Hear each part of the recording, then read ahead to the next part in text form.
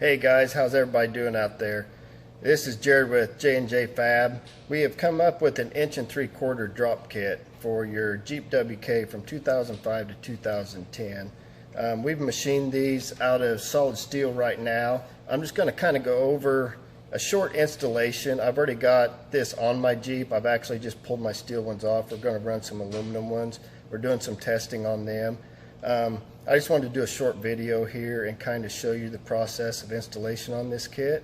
And bear with me here, I'm not a big video guy, so this is my first kind of instructional video, so we'll see how it goes, okay? Thanks.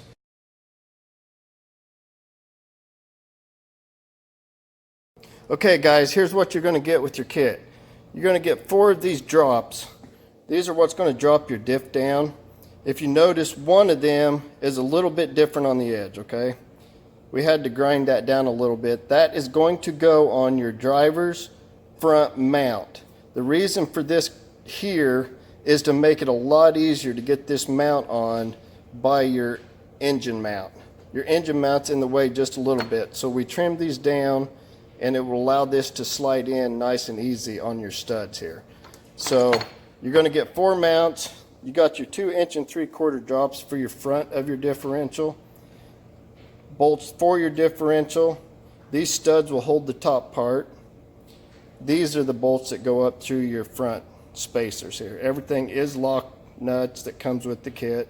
You will come with instructions also in this kit. So I'm going to run over this real quick here. Like I said, bear with me on this video. I'm going to kind of walk you through some of this.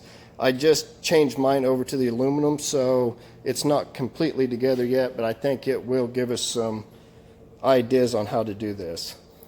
First thing you're going to do when you pull your diff out, you're going to pull all your mounts out. Now, I started putting these back in here. I am running the Super Pro bushings on my differential. So what we have here is when you pull them off, the first thing you're going to do is you're going to put these studs, they're going to insert from the inside of your mount to the outside. So what you're going to do when you slide those in, you're going to put your mount on, you're going to put your lock nut on here, and you're going to suck these wheel studs into your mount. That will hold it tight. After you do that, you're going to want to back your nut off just a little bit to let your mount move. So this way, when you lift your differential up to put your bolt through, then you have some play to move these to adjust them. So again, these are the aluminum mounts that I'm going to be running, and another guy's going to try them out. We're hoping to switch to these. I know some guys don't think aluminum's strong enough, but with aluminum today, it's almost as strong as steel. So we're going to try them out, and we're going to try those before we put them on the market. So that is how that goes on. You're going to lift it up. I'm going to show you here in a second the other side that is complete with all the bolts in it. I'll show you the position of the one that I showed you that was notched a few seconds ago. This is the driver's side we're going to. Let's see if I can get some light here, guys. It's a little dark up in here. Hang on a second. Okay, we're back here. I tried to get some light on here. This is the driver's side. I already have it completely mounted. So I am looking, as you can see, there's the diff. There's the mount up there. Now this is the front drivers. As you can see, the engine mount's coming down. This is the engine mount. This is the one that has the rounded corner. It allows this to slide in around this engine mount without having to do any grinding on this engine mount. So we didn't want to do that. We didn't want people to have to modify anything. So these are bolt on. As you can see, we have the top lock nuts in. We have the bottom bolt in. And that one is all connected. So the only one that's different is that front one that has a rounded corner. Now, the back one here, let me see if I can get a picture. On the instructions, you're going to see a place where I recommended just to file a little bit.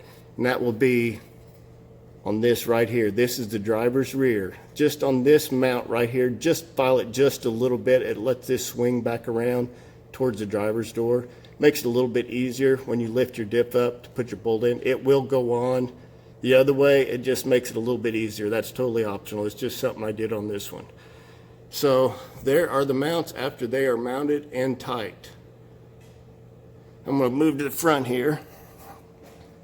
Now the front, I've been running these for quite a while on my other one, so they're a little bit dirty. I had a similar lift, but people were wanting to buy it, and the way I had it made before it was welded. I didn't feel it was good enough to put on the market, so we designed these other drops. But on your front, you're going to drop it down. You're going to put these 1 3/4 spacers with the bolts that drops your front down to 1 3/4. Now, I am running Superlift cross member with the drops and Superlift steering knuckles with my 1 3/4.